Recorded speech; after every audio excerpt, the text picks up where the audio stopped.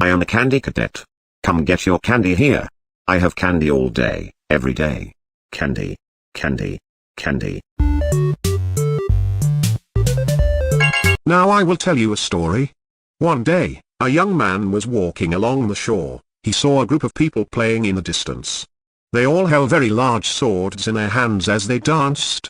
The young man approached the people, and as he got closer, he saw that Sharpedo were playing along the beach. When he tried to get even closer, the Sharpedo suddenly leapt into the sea all at once. However, one of the Sharpedo lingered, looking around 3 times before swimming away. At the spot where the Sharpedo had been playing, there was a large sword lying on the ground. It was a shape he had never seen before, and it was very sharp and pointed. The young man took the sword home. The next day, the young man took the sword and went into the forest. While walking through the forest, he encountered an ursaring.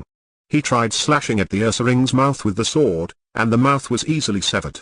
Next, he stabbed at the ursaring's eyes, and they were easily pierced. Finally, the young man thrust the sword into the ursaring's chest, and the ursaring died effortlessly.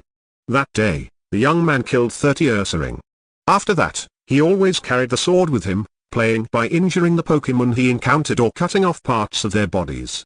One autumn, while the young man was searching for firewood, he lost his way. After walking for a while, he stumbled upon an ursaring's den. Inside, there was an elderly ursaring lying down. There. Elderly ursaring looked at the young man and said, "Come inside." The young man hesitated, but as it was getting dark outside, he entered the den. Before long, people began to enter the den one after another, filling the room completely.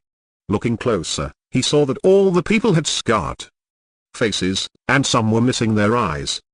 They were chatting among themselves, but the young man ignored them and fell asleep. At one point, he woke up to find the elderly ursaring lying beside him. He fell asleep again.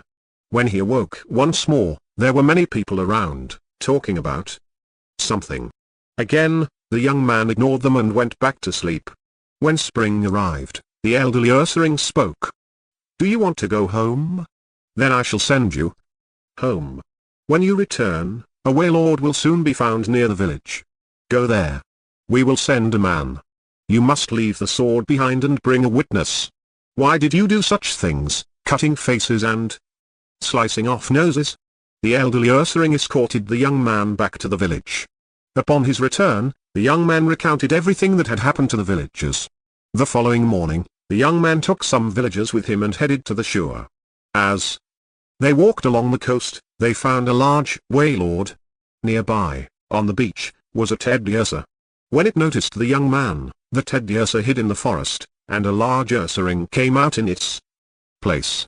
As the ursaring charged at him, the young man tried to draw the sword he had hidden, but it got stuck, and he couldn't pull it out. So, he rushed at the ursaring with his bare hands. The young man and the ursaring grappled, punching each other's faces. They strangled each other with all their strength. And so, they choked each other to death, collapsing on top of one another. The villagers went back and told others what they had seen.